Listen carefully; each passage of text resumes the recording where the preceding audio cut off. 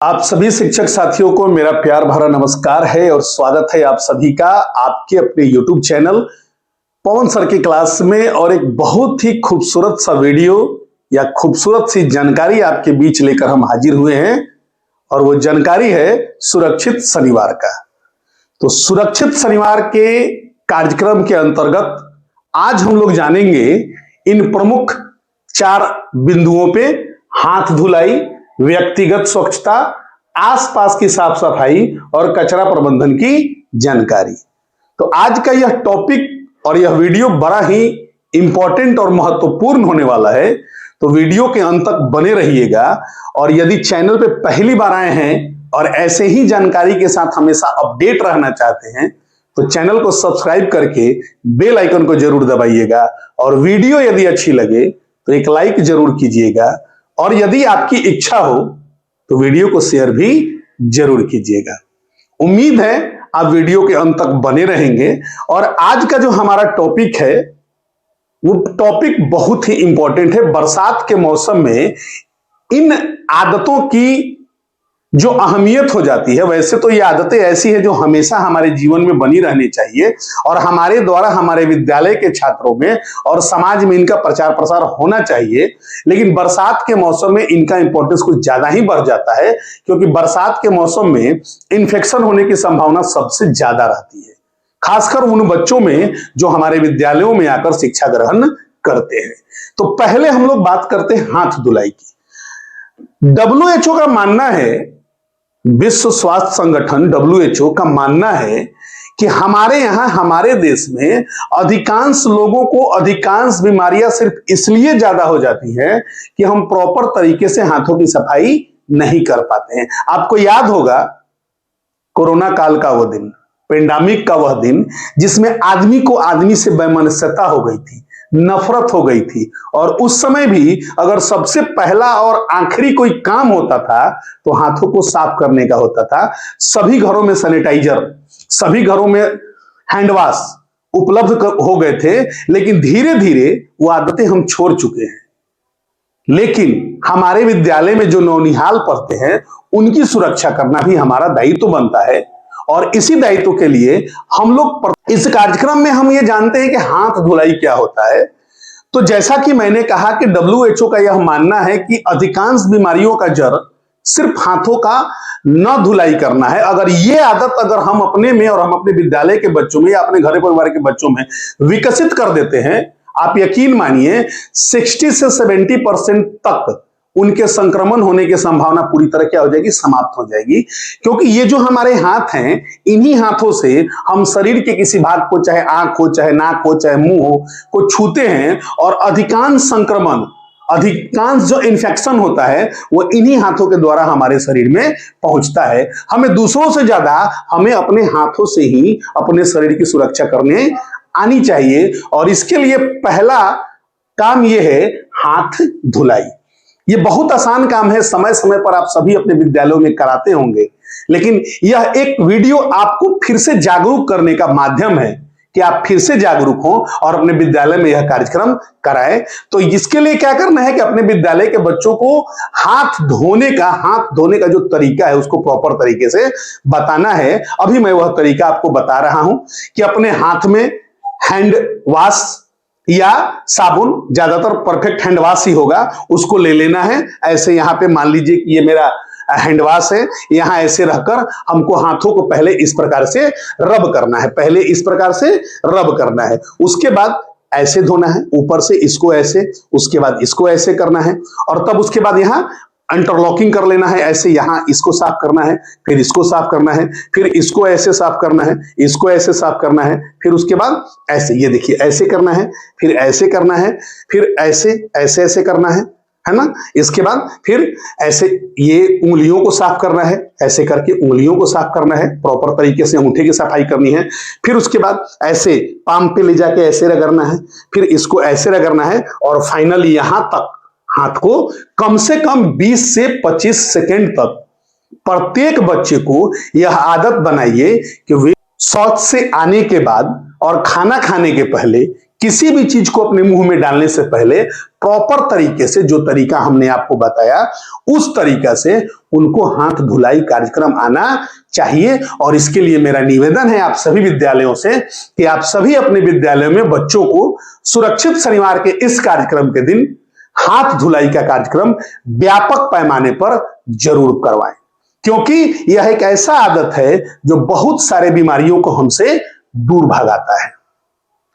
अब इसके बाद हमारा जो दूसरा टॉपिक है वो है व्यक्तिगत स्वच्छता। हालांकि हाथ धुलाई का जो कार्यक्रम है वो व्यक्तिगत स्वच्छता का ही एक भाग होता है। यह माना जाता है कि अगर आपने अपने हाथों को बढ़िया से साफ कर लिया खाना खाने से पहले और शौच से आने के बाद, तो आप 60 से 70% संक्रमण से मुक्त हो गए। इसके अलावे भी कुछ ऐसी आदतें हैं जो हम में और हमारे बच्चों में विकसित होनी चाहिए।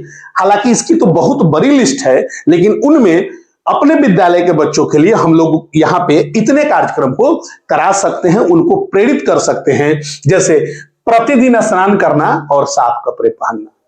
बच्चों को हम प्रेरित करेंगे कि वे प्रतिदिन स्नान करके आए और साफ कपड़े पहने।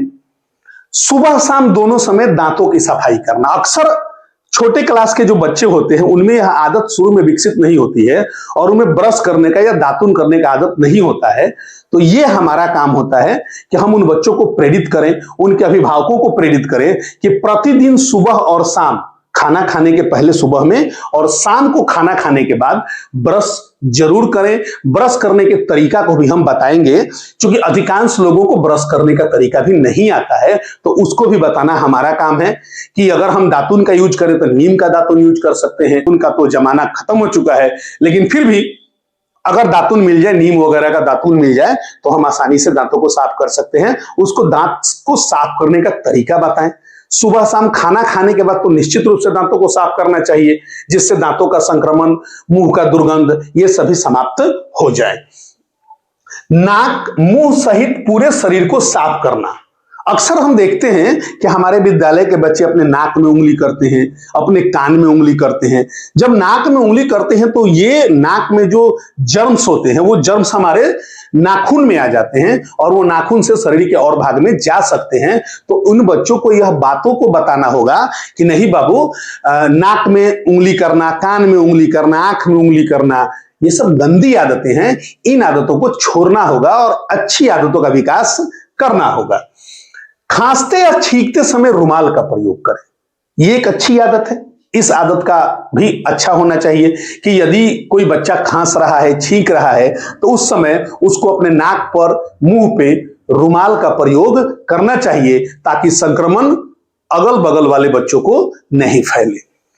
स्वच्छ और सुरक्षित पानी पिए। यह भी एक बड़ा इंपॉर्टेंट काम है। स्वच्छ और सुरक्षित पानी पीने का, ताजा पानी पीने का बच्चों में यह आदत होना चाहिए, या हम में भी आदत होना चाहिए। हमारे समाज में, हम अपने परिवार में भी इन सभी आदतों को विकसित करते हैं कि स्वच्छ और ताजा पानी ही पीना चाहिए। संतुलित और ताजा भोजन करें। शरीर के पोषण के लिए, वृद्धि के लिए भोजन आवश्यक है और यह भोजन संतुलित होना चाहिए। संतुलित आहार का भोजन बहुत शरीर के लिए फायदेमंद होता है। तो बच्चों को हम संतुलित आहार के बारे में बताएंगे और उसके फायदों को बताएंगे, और तब उनको यह जरूर बताएं। आजकल के बच्चों में एक बड़ा ही खराब प्रचलन चला है जंक फूड के सेवन करने का, कुरकुरे खाने का, चिप्स खाने का, मैगी खाने का।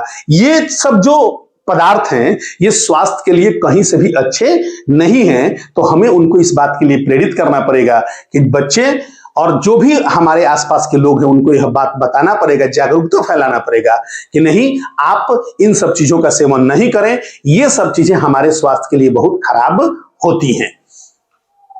पर्याप्त नींद लें और नियमित व्यायाम करें। एक और आदत जो वायरस की तरह पूरे देश में फैल गया है और वो है सोशल मीडिया और मोबाइल का आदत। खासकर बच्चे, आजकल के बच्चों में एक बहुत बड़ा ये डिजीज के रूप में एक्सप्लोर हो रहा है कि बच्चे बिना मोबाइल के ना तो खाना खाते हैं ना खेलते हैं। इससे क्या होता है, उनको पर्याप्त नींद नहीं मिल पाता है, और जब पर्याप्त नींद नहीं मिलता है तो उनके शरीर का विकास नहीं हो पाता है। बच्चों के इन छोटे उम्र में ही इनके शरीर के सभी अंगों का विकास होता है, जिसे सर्वांगीण विकास कहा जाता है, और इसके लिए पर्याप्त नींद का होना बहुत जरूरी है। कम से कम 6 से 8 घंटे की नींद बहुत जरूरी है। उसके बाद बच्चों में शुरू से ही व्यायाम करने का आदत विकसित करना होगा, क्योंकि बच्चे जब व्यायाम करेंगे तो शरीर की मांसपेशियां जो होंगी वो काफी मजबूत होंगी और वो बच्चा लंबे समय तक जीवन के साथ सरवाइव करेगा। नाखून छोटे रखें, ये एक बहुत इंपॉर्टेंट काम है। छोटे बच्चे जो होते हैं वो अक्सर अपने हाथ को जहां तहां करते रहते हैं, उनके नाखून में जर्म्स चले जाते हैं और वो जर्म्स उन्हीं के द्वारा शरीर में फैल जाते हैं। तो समय समय पर सप्ताह में एक दिन कम से कम हमें यह रखना है कि बच्चों का नाखून चेक करना है और उसको बताना है कि नाखून को छोटा रखना चाहिए और नाखून को समय समय पर काटना चाहिए। तो ये कुछ अच्छी आदतें हैं जो व्यक्तिगत स्वच्छता के रूप में आप अपने विद्यालय में बच्चों को शेयर कर सकते हैं और बच्चों को बता सकते हैं। अगला जो हमारा टॉपिक है वो है हमारे आसपास की सफाई। हमारे आसपास की सफाई में जितना जरूरी यह है कि हम अपने और अपने शरीर को साफ रखें, उससे ज्यादा जरूरी यह है कि हम अपने आसपास के परिवेश को भी साफ सुथरा रखें। हम जहां रहते हैं, चाहे वो हमारा घर हो, चाहे हमारा विद्यालय हो, हमारे आसपास भी एकदम साफ सफाई होनी चाहिए। ऐसा करने से क्या होता है, अभी बरसात के मौसम में संक्रमण की और जंगली जीवों की आने की संभावनाएं बहुत बढ़ जाती है। जंगली जीवों का मतलब बहुत सारे कीड़े होते हैं जो खतरनाक होते हैं, सांप वगैरह होते हैं, बिच्छू वगैरह होते हैं। तो इसलिए जरूरी है कि हमें अपने विद्यालय के परिवेश को अच्छे से साफ सफाई करके रखना है। इसमें हमें स्वयं भी मदद करना है। अगर विद्यालय साफ नहीं रहेगा तो बच्चों को पढ़ाई में मन नहीं लगेगा और भी किसी काम करने में मन नहीं लगेगा। तो हम अपने आसपास की साफ सफाई पे भी हमको बहुत महत्वपूर्ण रूप से ध्यान देना है। इसके लिए समय समय पर सभी को एक साथ मिलजुल कर कार्य करना है। और इसके बाद का जो हमारा टॉपिक है वो है कचरा प्रबंधन की जानकारी। जब हम कहीं कोई साफ सफाई करते हैं तो वहां से जो गार्बेज निकलते हैं, अपशिष्ट निकलते हैं, उन्हीं अपशिष्ट को कचरा कहा जाता है। अब ये कचरा दो प्रकार के होते हैं। एक कचरा होता है जिसको हम लोग सूखा कचरा कहते हैं और एक कचरा होता है जो वो गीला कचरा होता है। तो इन दोनों का जब भी हम प्रबंधन करें तो दोनों को अलग अलग करें। इनके लिए सरकार ने भी बहुत सारी योजनाएं चलाई हैं जिसमें कचरा प्रबंधन का, अपशिष्टों का किस प्रकार प्रबंधन किया जाता है, इसके बारे में समय समय पर विज्ञापन आते रहते हैं। तो हमें उन विज्ञापनों को ध्यान से देखना है और उसके बाद जो सूखा कचरा है उसको एक तरफ और जो हरा कचरा है उसको एक तरफ। हरे कचरे से बहुत सारी उपयोगी चीजें बनती हैं, जैसे खेतों में डालने के लिए खाद बनते हैं, उर्वरक बनते हैं, है ना, कंपोस्ट बनाया जाता है। और नीला कचरा, जो सूखा कचरा होता है उसको हमको अलग रखना है।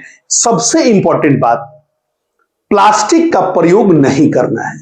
आपको पता है कि ये प्लास्टिक का एक पॉलिथीन जो है वो सड़ने में 100 साल से ज्यादा का समय लेता है। तो प्लास्टिक का प्रयोग नहीं के बराबर करना है, बिल्कुल नहीं करना है। हमें कुछ आदतों को सुधारना है। हमें इन आदतों को अपने बच्चों के बीच डालना है कि बच्चे, आप कभी भी बाजार जाएं, कहीं भी जाएं तो अपने साथ जूट का थैला लेकर जाएं, क्योंकि ये जो प्लास्टिक हैं हमारे मित्र नहीं हैं। ये पर्यावरण सहित हमको भी बहुत परेशान करते हैं और इनका दूरगामी दुर्प्रभाव पड़ता है, जिससे आने वाली पीढ़ियां इससे प्रभावित होती हैं। तो ये अच्छी आदतें डालकर हम अपने विद्यालय में इन कार्यक्रम को आसानी से करा सकते हैं। तो अभी तक आपने ये समझा कि ये जो आदतें हैं, चाहे वो हाथ धुलाई का हो, व्यक्तिगत स्वच्छता का हो, आसपास की साफ सफाई का हो और कचरा प्रबंधन की जो जानकारी हो, इस वीडियो के माध्यम से आप अपने विद्यालय के बच्चों को जरूर देंगे, ऐसा मेरा विश्वास और पूरा भरोसा है। वीडियो अगर अच्छी लगी हो तो वीडियो को शेयर कीजिए और यदि आपको भी लगता है कि इनके अलावे हम अपने विद्यालय में क्या कर सकते हैं तो आप कमेंट बॉक्स में जरूर बताएं। और आप सभी से एक रिक्वेस्ट है हमारा कि आप जब विद्यालय में इन सभी कार्यक्रमों को कराएं तो उसका फोटो या वीडियो बनाकर हमारे कमेंट बॉक्स में जरूर डालें। आपके फोटो या वीडियो को अगले वीडियो में हम जरूर स्थान देंगे, ऐसा मेरा आपसे वादा है। बहुत बहुत धन्यवाद। नमस्कार। सबसे पहले हाथ धो, अक्कड़ बक्कड़ बम्बे धो। सबसे पहले हाथ धो, हाथ धो, हाथ धो, अपने गंदे हाथ धो। हाथ धो, हाथ धो, अपने गंदे हाथ धो। खाने से पहले हाथ धो, शौच के बाद हाथ धो। खाने से पहले हाथ धो, शौच के बाद हाथ धो। हाथ धो, हाथ धो, अपने गंदे हाथ धो। हाथ धो, हाथ धो, अपने गंदे